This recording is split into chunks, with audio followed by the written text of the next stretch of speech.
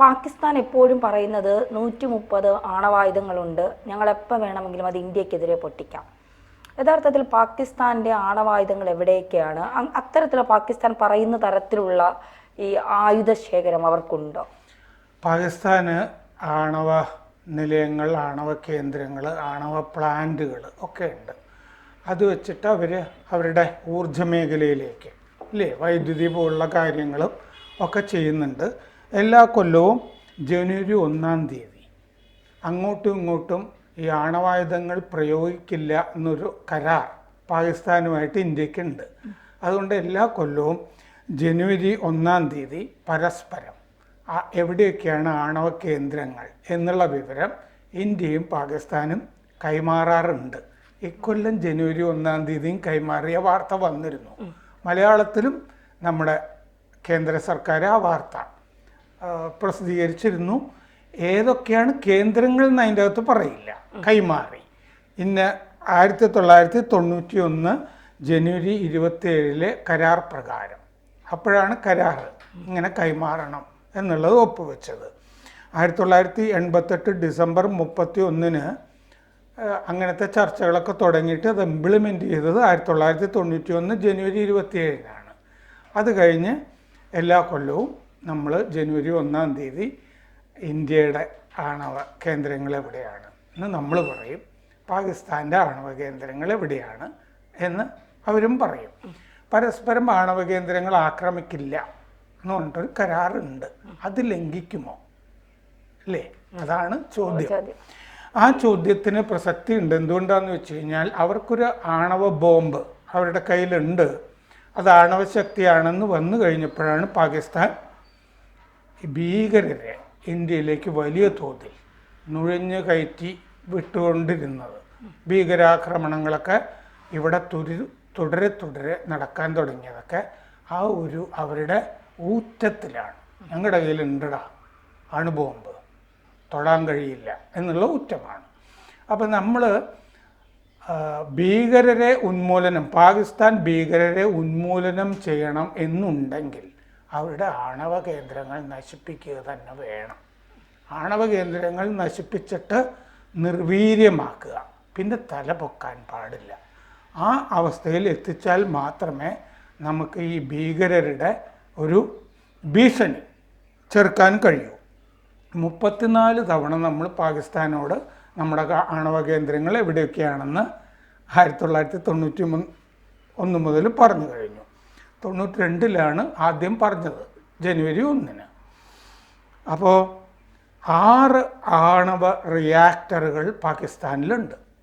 അത് 4 ചഷ്മ പവർ കോംപ്ലക്സിലാണ് ഉള്ളത്. ചഷ്മ എവിടെയാണ് എന്നുള്ളതാണ്. ചഷ്മ ഈ 2 കറാച്ചി ന്യൂക്ലിയർ പവർ കോംപ്ലക്സിലാണ്, കറാച്ചിയിൽ ആണ് ഈ ചഷ്മ എന്ന് പറയുന്നത്. ആ പ്ലാന്റുകൾ അവരുടെ ഊർജ പദ്ധതികൾക്ക് വേണ്ടിയിട്ടാണെന്നാണ് വെപ്പ്. ഈ 6 റിയാക്ടറുകളിൽ നിന്ന് പാകിസ്ഥാന് 3262 മെഗാവാട്ട് വൈദ്യുതി ഉൽപ്പാദിപ്പിക്കുന്നുണ്ട്. പിന്നെ ഈ പവർ കോംപ്ലക്സിൽ നിന്ന് ഈ ചഷ്മ എന്ന് പറയുന്നത് ഈ അവിടുത്തെ പഞ്ചാബ് പ്രവിശ്യയിലാണ്. അത് 4 യൂണിറ്റുകളാണ് അവിടെ ഉള്ളത്. C1, C2, C3, C4 4. 325 മുതൽ 334 വരെ മെഗാവാട്ട് വൈദ്യുതി അവിടെ നിന്ന് ഉൽപ്പാദിപ്പിക്കുന്നുണ്ട്. പിന്നെ ഈ സിന്ധിൽ കറാച്ചിക്കടുത്ത് അവർക്ക് പ്ലാന്റുകളുണ്ട്. 2 യൂണിറ്റാണ് കറാച്ചിയിലുള്ളത്. K2, K3 എന്നാണ് അതിന് പറയുന്നത്. 1100 മെഗാ വാട്ട് ഈച്ച് ഓരോന്നും അത്രയും ഉൽപ്പാദിപ്പിക്കുന്നതാണ്. ഈ കറാച്ചിയിൽ അവരുടെ ഒറിജിനൽ റിയാക്ടർ ഉണ്ടല്ലോ, ആദ്യം കിട്ടിയ റിയാക്ടർ, അത് റേറ്റ് ചെയ്ത് കഴിഞ്ഞു, ഇപ്പം പ്രവർത്തിക്കുന്നില്ല. ആദ്യം കിട്ടിയ റിയാക്ടർ പാകിസ്ഥാനൊരു ആറ്റമിക് എനർജി കമ്മീഷൻ ഉണ്ട്. നമ്മൾ തകർക്കുമ്പോൾ ഇതിൻ്റെ ആസ്ഥാനങ്ങളൊക്കെ തകർക്കണമല്ലോ. പാകിസ്ഥാൻ ആറ്റമിക് എനർജി കമ്മീഷൻ ആസ്ഥാനമുണ്ട്. ഫിസൈൽ മെറ്റീരിയൽ, അതായത് അണുബോംബ് ഉണ്ടാക്കാനുള്ള സംഭവം, അതാണ് ഫിസൈൽ മെറ്റീരിയൽ.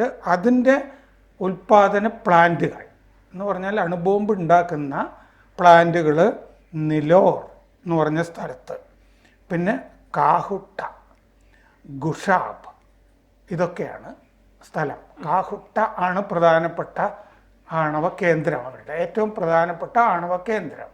ഈ കാഹുട്ട ആണവ കേന്ദ്രം നശിപ്പിച്ച് തരാം എന്ന് പണ്ട് ഇസ്രയേൽ ഇന്ദിരാഗാന്ധിയോട് പറഞ്ഞിരുന്നതാണ്. ആ കാലത്ത് അമേരിക്കൻ പ്രസിഡൻ്റായിരുന്ന റീഗനും 1982 എന്നാണ് എൻ്റെ ഓർമ്മ പറഞ്ഞിട്ട് നമ്മൾ അത് ഇന്ദിരാഗാന്ധി ഇസ്രയേലിനോട് സമ്മതിച്ചില്ല. അല്ലെങ്കിൽ ഇസ്രയേലിന് ലോകത്തിലെ ഒരു ഇസ്ലാമിക രാജ്യത്തും അണുബോംബ് ഉണ്ടാകുന്നത് ഇഷ്ടമല്ല. അതുകൊണ്ടാണ് പാകിസ്ഥാൻ്റെ കഹൂട്ട കേന്ദ്രം ആക്രമിച്ച് തരാം എന്ന് നമുക്ക് വാക്ക് തന്നത്. നമ്മളത് അന്ന് വേണ്ടാന്ന് വെച്ചതാണ്. അന്നത് സമ്മതിക്കുന്നതായിരുന്നു ഭംഗി. ജാംനഗറിൽ നിന്നോ ഉധംപൂരിൽ നിന്നോ, കാശ്മീരിലെ ജാംനഗർ ഗുജറാത്ത്, അവിടെ നിന്ന് ഇസ്രയേൽ വിമാനത്തിന് ഉയർന്നു പൊങ്ങാനുള്ള ഒരു അവസരം നമ്മൾ കൊടുത്താൽ മതിയായിരുന്നു. അങ്ങനെ പറഞ്ഞിരുന്നതാണ് നമ്മളോട്.